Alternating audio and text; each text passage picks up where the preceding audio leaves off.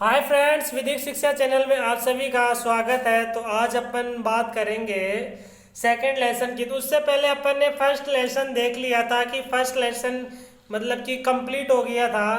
First lesson में जिसको किसी भी टॉपिक पे अगर दिक्कत हो तो मेरे को कमेंट्स बॉक्स में ज़रूर बताएं कि ये सर ये टॉपिक समझ में नहीं आ रहा, तो मैं उसको दोबारा से रिवाइज करूँगा। तो आज अपन जो बात करेंगे वो सीआरपीसी का सेकंड लेसन है। सेकंड लेसन के बारे में बात करेंगे। न्यायालयों का गठन एक तरीके से दंड न्यायालयों से संबंधित है।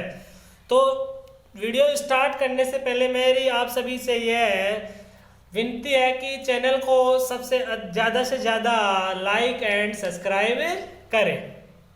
तो अपन अब वीडियो स्टार्ट करने वाले हैं।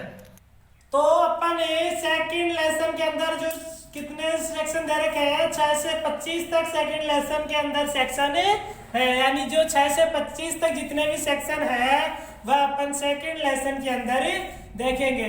तो सबसे पहले बात यह है कि जो सेकंड लेसन के अंदर जितने भी सेक्शन है या सेक्शन है उनके बारे में एक बार मोटे तौर पे देख लेते हैं कि हर एक सेक्शन क्या कहना चाह रहा है। तो फिर बाद में हर एक सेक्शन के बारे में डीपली चर्चा करेंगे। तो सबसे पहला आता है कि constitution of criminal codes. Constitution of criminal codes, तो ये क्या कहना चाह रहा है? इसका अर्थ यह है कि दंड न्यायालय और दंड न्यायालयों का गठन। और जो सातवां है टेरिटोरियल डिवीजन। अब ये क्या कहना चाह रहा है कि टेरिटोरियल डिवीजन का अर्थ होता है कि प्रादेशिक खंड। और जो 8 नंबर का सेक्शन है वह है मेट्रोपॉलिटन एरिया, यानी महानगरीय मजिस्ट्रेट ही बोल सकते हैं, मजिस्ट्रेट नहीं बोलेंगे इसको, अपन बोलेंगे महानगरीय क्षेत्र, क्योंकि अभी एरिया का यहाँ पे नाम आ गया तो इसको महानगरीय क्षेत्र बोलेंगे। जो सेक्शन 9 से 10 तक दे रखा है, यानी 9 से 10 तक दे रखा है, जो है सेशन कोर्ट। जो सेशन कोर्ट्स के यानी एक तरीके से सेशन न्यायालय के बारे में बताता है। और 11 से 15 है कोर्ट ऑफ मजिस्ट्रेट, यानी न्यायिक मजिस्ट्रेट के बारे में बताता है। और जो 16 से एक तरीके से 19 है मेट्रोपॉलिटन मजिस्ट्रेट, यानी महानगरीय मजिस्ट्रेट के बारे में बताता है। और जो 20 से 23 है एग्जीक्यूटिव मजिस्ट्रेट के बारे में बताता है, यानी कार्यपालक मजिस्ट्रेट के बारे में बताता है। 24 से 25 ए है, लास्ट है सेकंड लेसन का, कि इसमें क्या बताया गया है? पब्लिक प्रोसिक्यूटर, यानी लोक अभियोजक के बारे में बताता है।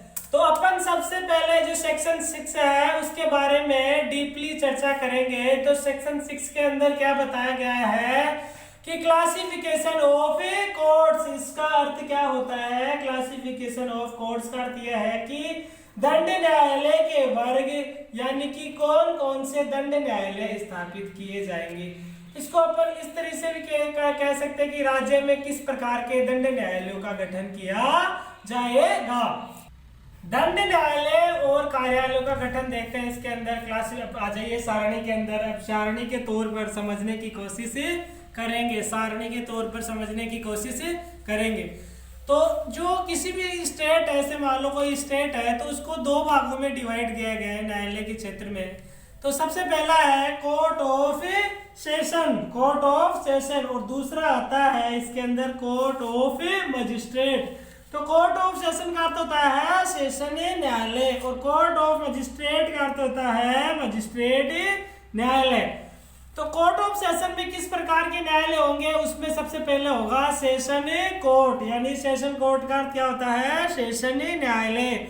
एडिशनल सेशन कोर्ट, यानी एडिशनल सेशन कोर्ट का अर्थ क्या होता है? एडिशनल सेशन कोर्ट का अर्थ होता है कि सेशन यानी अपर सेशन न्यायाधीश, इसको तो सेशन न्यायालय बोलते हैं और इसको अपर सेशन न्यायाधीश। और जो असिस्टेंट सेशन कोर्ट होता है उसको बोलते हैं सहायक सेशन न्यायाधीश। तो मेरे को लगता है कि कोर्ट ऑफ सेशन में आप सभी को समझ में आ गया होगा किस प्रकार के न्यायालय होते हैं। इसमें सबसे पहला होता है सेशन न्यायालय, फिर दूसरा होता है अपर सेशन न्यायालय, और फिर तीसरा होता है मतलब कि सहायक सेशन न्यायाधीश। 3 प्रकार के न्यायालय होते हैं। तो अब ये सबसे बात हम समझने की क्या है कि सबसे पहले जैसे मान लें न्यायालय की स्थापना होगी, सबसे पहले न्यायालय की स्थापना होगी, फिर उसमें एक तरीके से नियुक्ति होगी, फिर उनमें शक्तियां दी जाएंगी, फिर उनके कार्य दिए जाएंगे। तो सबसे पहले न्यायालय की स्थापना ही तो होती है। स्थापना कौन करेगा वो अभी अपन आगे चर्चा करेंगे कि न्यायालयों की स्थापना कौन करता है और इन्हें कौन शक्तियां प्रदान करता है। तो कोर्ट ऑफ सेशन में आप सभी को पता चल गया कि किस प्रकार के न्यायालय होते हैं। कोर्ट ऑफ सेशन में 3 प्रकार के न्यायालय होते हैं और अपन ने देख लिया। तो अपना नेक्स्ट आता है, इसका सारणी के तौर पे देखने की समझने की कोशिश करते हैं कि कोर्ट ऑफ मजिस्ट्रेट। पहला है कोर्ट ऑफ सेशन और दूसरा है court of magistrate. Court of magistrate का अर्थ क्या होता है कि मजिस्ट्रेट न्यायालय। अब मजिस्ट्रेट न्यायालय भी 2 भागों में, इनको भी 2 भागों में डिवाइड कर दिया। एक तो पहला है जुडिशियल मजिस्ट्रेट और दूसरा है एग्जीक्यूटिव मजिस्ट्रेट। अब जो जुडिशियल मजिस्ट्रेट होता है, एक तरीके से जुडिशियल मजिस्ट्रेट और एग्जीक्यूटिव मजिस्ट्रेट है। जुडिशियल का अर्थ होता है न्यायिक मजिस्ट्रेट और जो एग्जीक्यूटिव मजिस्ट्रेट होता है उसका अर्थ होता है कार्यपालक मजिस्ट्रेट। इस शब्द का क्या है, एग्जीक्यूटिव का अर्थ क्या है, कार्यपालक। एग्जीक्यूटिव का अर्थ क्या है, कार्यपालक, और मजिस्ट्रेट ऐसे कैसे रह गया। तो आप कभी भी कंफ्यूज मत होना, इंग्लिश के अंदर जो पहला शब्द दे रखा है टिपिकल, उसी का अर्थ क्या है, कार्यपालक। जुडिशियल, इसके अंदर क्या आता है, जुडिशियल यानी न्यायिक। जुडिशियल, जुडिशियल किसे कहते हैं, न्याय। तो जुडिशियल मजिस्ट्रेट और कार्यपालक मजिस्ट्रेट, दोनों शब्दों के बारे में अर्थ पता चल गया। तो जो जुडिशियल मजिस्ट्रेट होते हैं उनको भी 2 एरियाज में, मतलब कि जुडिशियल मजिस्ट्रेट को भी 2 भागों में बांटा गया है। अब 2 भाग कौन कौन से हैं भाई, कोर्ट ऑफ मजिस्ट्रेट को 2 भागों में पहले बांट दिया, फिर इसको जो जुडिशियल मजिस्ट्रेट को भी 2 भागों में बांट गया। तो 2 भागों में किसको बांटा गया है, मेट्रोपॉलिटन मजिस्ट्रेट और दूसरा है जनरली एरिया। तो ये मेट्रोपॉलिटन की मीनिंग गलत है, इसके अंदर टी आएगा, यहाँ पे एल कर दिया मैंने, तो यहाँ पे टी आएगा METROPLATION, मेट्रोपॉलिटन और जनरली एरिया।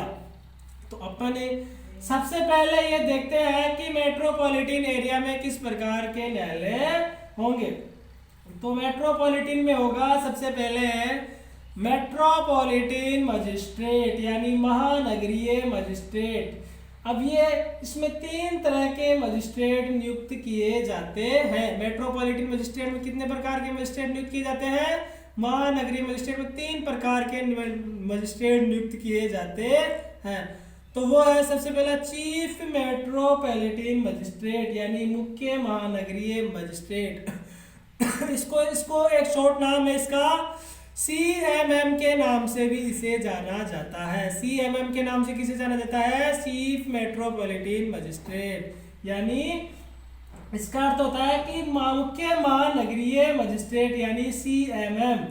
और जो सेकंड आता है वो है एडिशनल मेट्रोपॉलिटन मजिस्ट्रेट। अब इसका अर्थ क्या होता है, एडिशनल जो मेट्रोपॉलिटन मजिस्ट्रेट है इसका अर्थ है कि अपर मुख्य महानगर मजिस्ट्रेट भी बोल सकते हैं।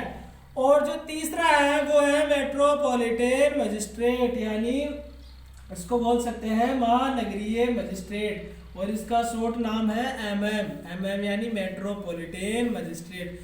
तो जो जुडिशियल मजिस्ट्रेट है वो इनको 2 भागों में बांटा गया है। जुडिशियल मजिस्ट्रेट को मेट्रोपॉलिटन और जनरली। जो मेट्रोपॉलिटन एरियाज है उनमें कितने प्रकार के मजिस्ट्रेट और किस प्रकार के होंगे वो आप सभी को पता चल गया कि 3 प्रकार के मजिस्ट्रेट इसके अंदर नियुक्त किए जाते हैं।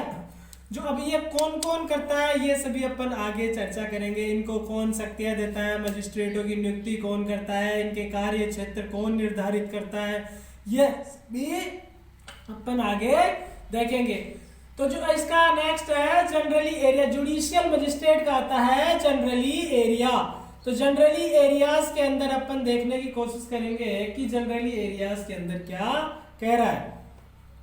जनरली एरियाज में देखेंगे, जनरली एरियाज का अर्थ क्या होता है कि एक तरीके से साधारण एरिया बोल सकते हैं। जैसे जयपुर तो मुख्य महानगर है, तो जयपुर के अलावा जितने भी क्षेत्र हैं वह जनरली एरियाज के अंदर आते हैं यानी अदर एरिया। जयपुर तो एक महानगर क्षेत्र है और जो बाहर की जो एरिया है उन्हें क्या कहेंगे, अदर एरिया, वह क्या आते हैं जनरली एरिया। तो जो जनरली एरियाज है उसमें किस प्रकार के मजिस्ट्रेट नियुक्त किए जाएंगे, यानी ये तो एक मेट्रोपॉलिटन एरिया तो है नहीं, क्योंकि जहाँ पे 10 लाख से अधिक जनसंख्या होती है वहाँ पे मेट्रोपॉलिटन एरिया होता है। तो यहाँ पे जनरली एरियाज है, यहाँ पे 10 लाख से किसी भी क्षेत्र की जनसंख्या अधिक नहीं है, तो ये जनरली एरियाज हैं। तो जनरली एरियाज में किस प्रकार के मजिस्ट्रेट नियुक्त किए जाते हैं यह अपन इसके अंदर ही देखेंगे। तो जनरली एरियाज में सबसे पहले आता है चीफ जुडिशियल मजिस्ट्रेट। अब इसका अर्थ क्या है? चीफ जुडिशियल मजिस्ट्रेट का अर्थ होता है कि मुख्य न्यायिक मजिस्ट्रेट। चीफ जुडिशियल मजिस्ट्रेट का अर्थ क्या होता है? मुख्य न्यायिक मजिस्ट्रेट। और इसको अपन एक शॉर्ट नेम भी दे सकते हैं सीजेएम। सीजेएम का अर्थ क्या होता है? Chief judicial magistrate. जो सेकंड आता है फर्स्ट क्लास जुडिशियल मजिस्ट्रेट। इसके अंदर जो सेकंड आता है जो फर्स्ट क्लास जुडिशियल मजिस्ट्रेट, और जो थर्ड आता है सेकंड क्लास जुडिशियल मजिस्ट्रेट। लेकिन आपको यह ध्यान रखना है कि जो राजस्थान के अंदर अभी जो सेकंड क्लास जुडिशियल मजिस्ट्रेट है उसका कोई प्रावधान नहीं है। पहले सेकंड क्लास मतलब कितने सेकंड नहीं थर्ड क्लास जुडिशियल मजिस्ट्रेट का अभी कोई प्रावधान नहीं है। पहले प्रावधान था, लेकिन अभी कोई जो नई संहिता बनी है 1973 की उसके अंदर इसका कोई ऐसा प्रावधान नहीं है। तो जो सेकंड क्लास जुडिशियल मजिस्ट्रेट है उसका तो प्रावधान है, और जो एक तरीके से बोल सकते हैं जो सेकंड क्लास जुडिशियल मजिस्ट्रेट का प्रावधान है, और जो थर्ड क्लास जुडिशियल पहले का मजिस्ट्रेट होता था उसका प्रावधान नहीं है। सेकंड क्लास, फर्स्ट क्लास, और ये हो गया स्पेशल जुडिशियल मजिस्ट्रेट। अब इसका अर्थ क्या होता है कि मतलब कि जो महत्वपूर्ण स्पेशल जो मजिस्ट्रेट होता है उसे ही स्पेशल मजिस्ट्रेट कहा जाता है। अब तो आप सभी को पता हो गया कि जुडिशियल मजिस्ट्रेट कितने भागों में बांटा गया है। जुडिशियल मजिस्ट्रेट को 2 भागों में डिवाइड किया गया है, मेट्रोपॉलिटन एक होता है और एक जनरली एरिया। अब जुडिशियल मजिस्ट्रेट को 2 भागों में अपन ने समझ लिया, तो अपन ने आता है सबसे फिर आते हैं ऊपर court of magistrate. Court of magistrate को कितने भागों में बांटा गया था? एग्जीक्यूटिव और जुडिशियल। तो एग्जीक्यूटिव मजिस्ट्रेट किसे कहते हैं? कार्यपालक मजिस्ट्रेट। तो कार्यपालक मजिस्ट्रेट होते हैं उसमें किस प्रकार के मजिस्ट्रेट नियुक्त किए जाते हैं? कार्यपालिकीय। एग्जीक्यूटिव मजिस्ट्रेट का कार्यपालक नहीं होगा, कार्यपालिकीय मजिस्ट्रेट होते हैं, वह एक अलग ही मजिस्ट्रेट होते हैं। कार्यपालिकीय एक अंदर कार्यपालिका के अंदर अलग ही नियुक्त किए जाते हैं। तो इनके मजिस्ट्रेट कौन कौन से होते हैं देखते हैं। पहले आता है डिस्ट्रिक्ट के अंदर यानी जिले के अंदर डिस्ट्रिक्ट मजिस्ट्रेट यानी जिला मजिस्ट्रेट। डिस्ट्रिक्ट मजिस्ट्रेट क्या इसे कहते हैं? जिला मजिस्ट्रेट को ही डिस्ट्रिक्ट मजिस्ट्रेट कहते हैं। कई बार देखते हैं अपन रोड पे जा रहे होते हैं, गाड़ी पे लिखा होता है डिस्ट्रिक्ट मजिस्ट्रेट, और अपन को ये समझ में नहीं आता कि डिस्ट्रिक्ट मजिस्ट्रेट का अर्थ क्या है। तो आप सभी को पता होना चाहिए कि डिस्ट्रिक्ट मजिस्ट्रेट कार्यपालिकीय मजिस्ट्रेट को कहते हैं, और कार्यपालिकीय मजिस्ट्रेट पूरे जिले का ये मजिस्ट्रेट होता है।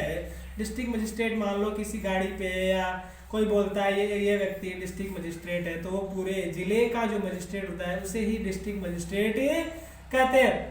अब डिस्ट्रिक्ट मजिस्ट्रेट आप सभी को समझ में आ गया, तो नेक्स्ट आता है अपना एडिशनल डिस्ट्रिक्ट मजिस्ट्रेट। इसको एडीएम के नाम से भी जाना जाता है। कई बार क्या है कि शॉर्ट में नाम लिखवा लेते हैं एडीएम मजिस्ट्रेट यानी एडिशनल डिस्ट्रिक्ट मजिस्ट्रेट। इसका अर्थ क्या होता है कि इसको एडीएम जो इसका इन दोनों की सेम पावर होती है, जो डिस्ट्रिक्ट मजिस्ट्रेट और एडिशनल इन दोनों की सेम पावर होती है। जो जिले के अंदर जितनी पावर इसकी है उतनी ही जो एडिशनल इसका सहायक होता है, एक तरीके से इसको बोलते हैं सहायक मजिस्ट्रेट। मतलब कि जिले के अंदर जो इसका डिस्ट्रिक्ट मजिस्ट्रेट होता है उसका जो सहायक मजिस्ट्रेट किसको बोला जाता है? Additional district magistrate. इसके सहायक मजिस्ट्रेट को ही एडिशनल डिस्ट्रिक्ट मजिस्ट्रेट कहा जाता है। अब तीसरा आता है एसडीएम का अर्थ क्या होता है? Sub division magistrate. कार्यपालिकीय मजिस्ट्रेट के अंदर 3 मजिस्ट्रेट देख लिए। चौथा देखते हैं स्पेशल एग्जीक्यूटिव मजिस्ट्रेट यानी कि विशेष कार्यपालक मजिस्ट्रेट। अब आप सभी को समझ में आ गया होगा कि एग्जीक्यूटिव मजिस्ट्रेट कार्यपालिकीय मजिस्ट्रेट 4 प्रकार के होते हैं। 4 प्रकार के कौन कौन से होते हैं तो मैंने इन सभी को रीड कर लिया है और आप सभी को हिंदी के अंदर भी समझाने की कोशिश की है। तो मेरे को लगता है कि ये आप सभी को समझ में आ गया होगा। तो सारणी देखिए एक बार पूरी, सारणी को फोकस कीजिए इस सारणी में कोर्ट्स को दो भागों में बांटा गया है। जिले के अंदर कोर्ट्स दो भागों में है। पहला है जिले ने स्टेट के अंदर दो भागों के अंदर बांटा गया है, वो है कोर्ट ऑफ सेशन और दूसरा है कोर्ट ऑफ मजिस्ट्रेट। अब court of magistrate, court of session में तीन प्रकार के न्यायालय होते हैं और कोर्ट ऑफ मजिस्ट्रेट को भी दो प्रकार में विभाजित किया गया है, जुडिशियल मजिस्ट्रेट, एग्जीक्यूटिव मजिस्ट्रेट। अब जुडिशियल मजिस्ट्रेट को भी दो भागों में डिवाइड कर दिया गया है, मेट्रोपॉलिटन मजिस्ट्रेट और जनरली एरियाज। तो सारणी के तौर पे अब इसमें जितने भी न्यायालय होते हैं वह उन सभी न्यायालय दंड न्यायालयों का बारे में चर्चा कर लिए हैं। इंडिया के मतलब कि इंडिया बोल सकते हैं, पूरे इंडिया नहीं कह सकते, जो राज्य में जितने भी दंड न्यायालय हैं उन सभी का जिक्र अपने इस सारणी में कर लिया है। अगर किसी को इसके अंदर किसी मजिस्ट्रेट के बारे में दिक्कत आती है तो वह अपनी चर्चा इसके अंदर करे, मतलब कि कमेंट्स बॉक्स में लिख के मेरे को बोल सकता है कि सर इस सारणी के अंदर यह टॉपिक समझ में नहीं आया। तो सारणी समझने के अंत में ये जो सेक्शन 6 है वह सारणी से खत्म होता है। तो अपन अब बात करेंगे सेक्शन 7 की। तो अपन 7 नंबर का जो सेक्शन है उसके बारे में चर्चा करेंगे। तो सारणी को तो समझ ही लिया अपन, जो अब 7 नंबर का जो सेक्शन है उसे समझने की कोशिश करते हैं चर्चा परिचर्चा के अंदर। तो सेक्शन 7 ये कहता है कि टेरिटोरियल यानी टेरिटोरियल डिवीजन। टेरिटोरियल डिवीजन का अर्थ क्या होता है? प्रादेशिक खंड। इस शब्द का अर्थ आपको आना चाहिए वरना आप कुछ भी नहीं कर सकते। जो लॉ के अंदर यही है कि इसमें ऐसे वर्ड्स यूज लिए जाते हैं जो एक तरीके से टेढ़े वर्ड्स होते हैं। हिंदी भाषा में, ढूंढाड़ी भाषा में बोले तो ये क्या है कि टेढ़े वर्ड्स यूज लिए जाते हैं लॉ के अंदर। तो टेरिटोरियल डिवीजन का अर्थ क्या होता है?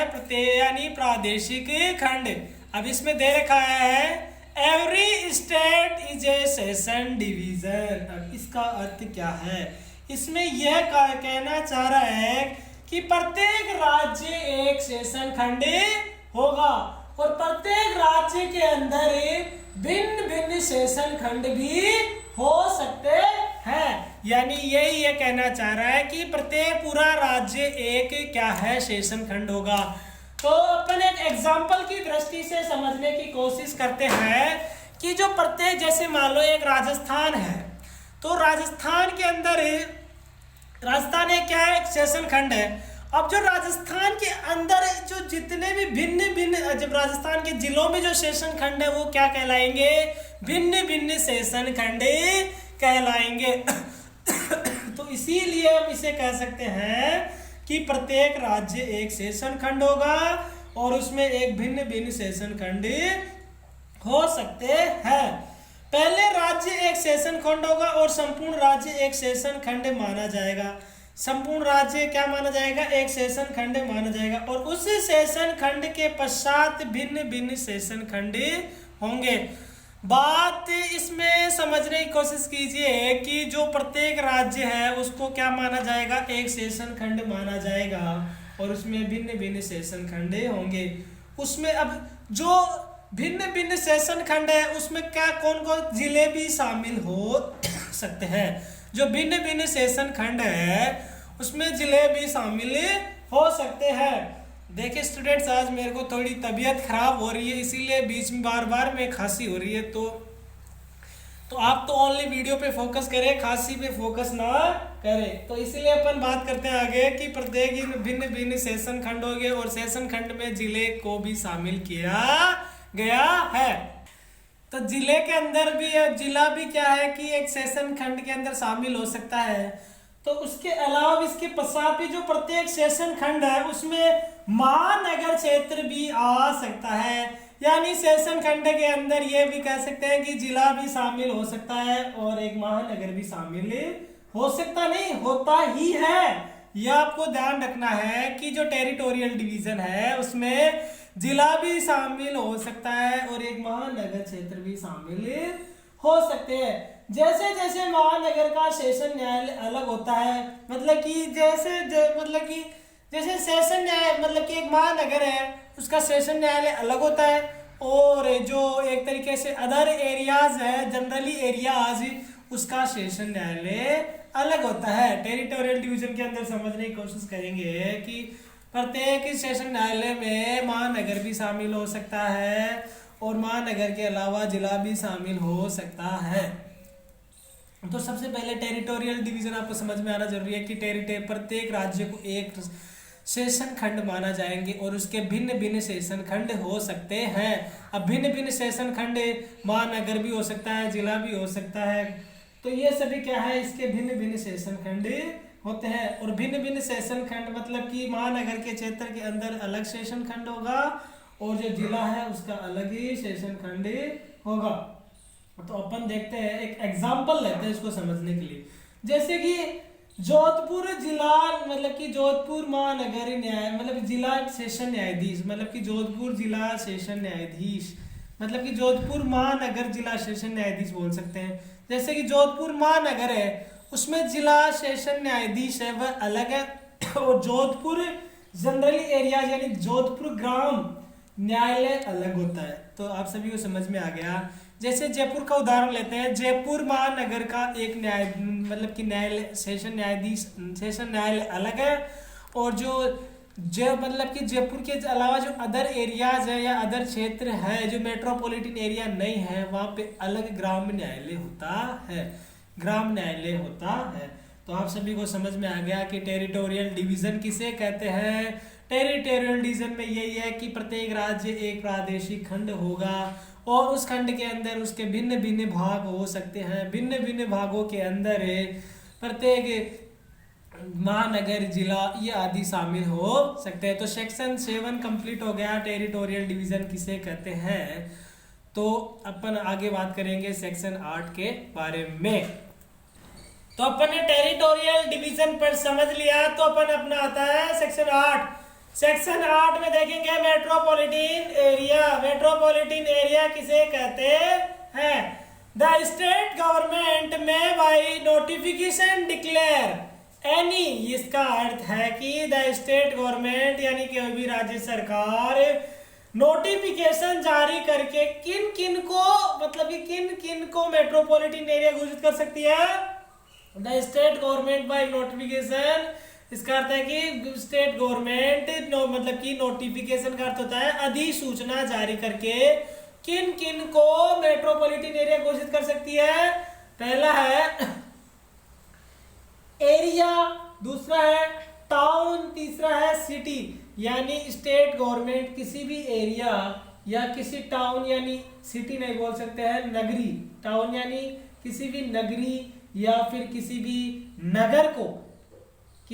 नगर को क्या कर सकती है, मेट्रोपॉलिटन एरिया घोषित कर सकती है।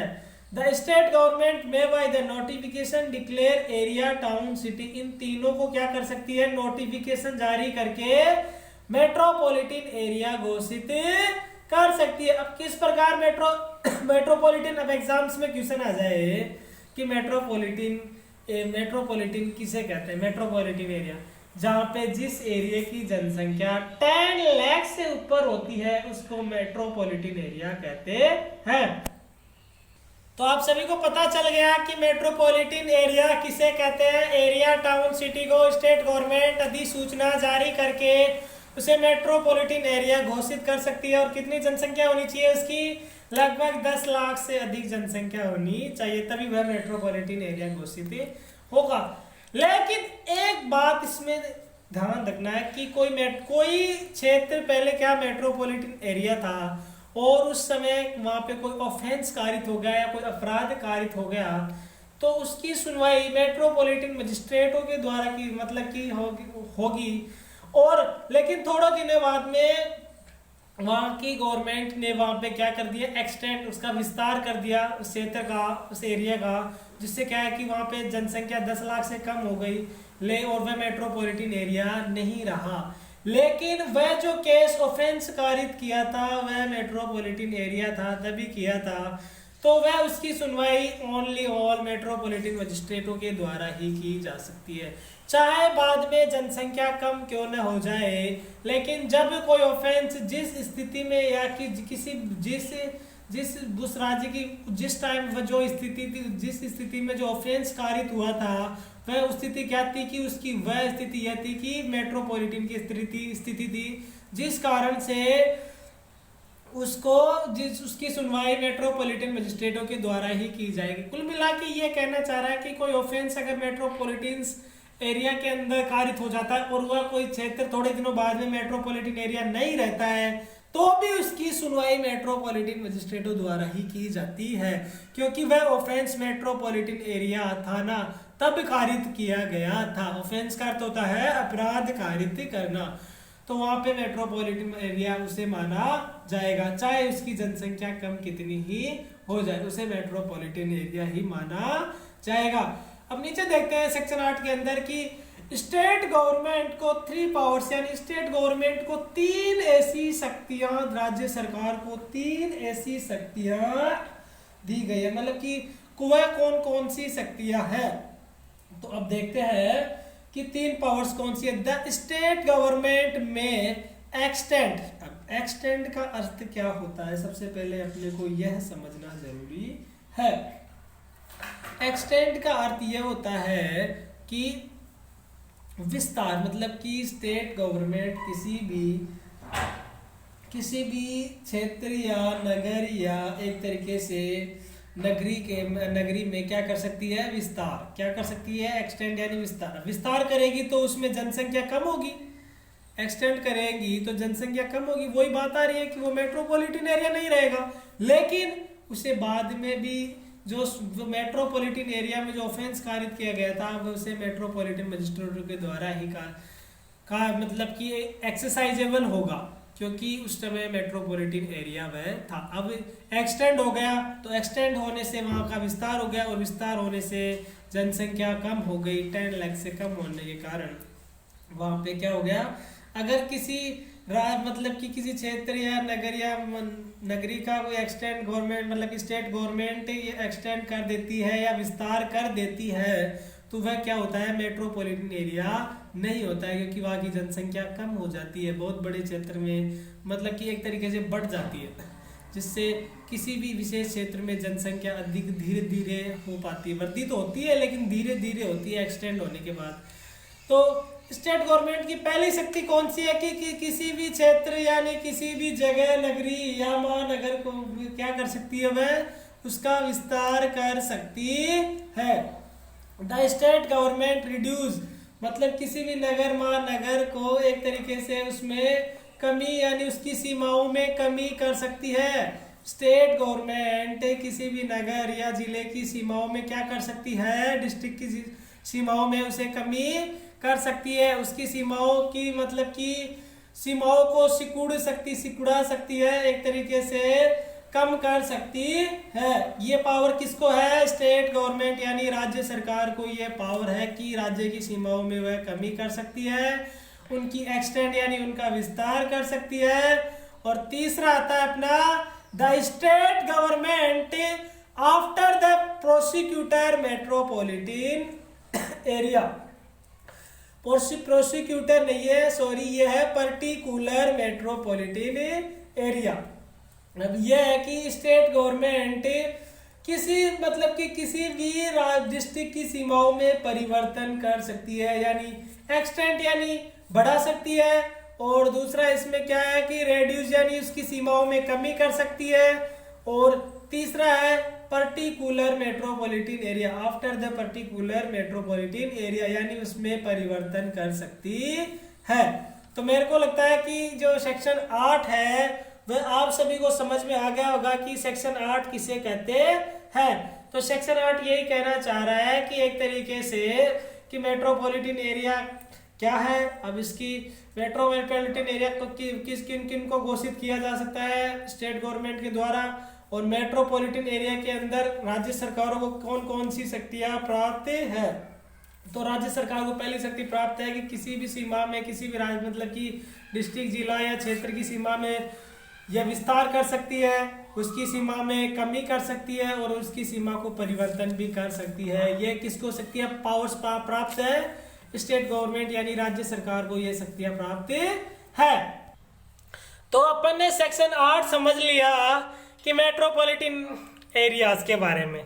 तो वीडियो अधिक लंबा हो जाएगा, इस कारण से वीडियो को मैं यहीं पे समाप्त करना चाहता हूँ, क्योंकि जो नेक्स्ट पार्ट आएगा फिर अपन एक पार्ट में और मतलब कि एक पार्ट और डाल देंगे इसका, तो ये चैप्टर कंप्लीट हो जाएगा। तो इसीलिए मैं ये चाहता हूँ कि वीडियो यहाँ पे स्टॉप करना चाहता हूँ। और आप सभी से यह विनती है कि लास्ट टाइम में चैनल को अधिक से अधिक लाइक एंड सब्सक्राइब करें।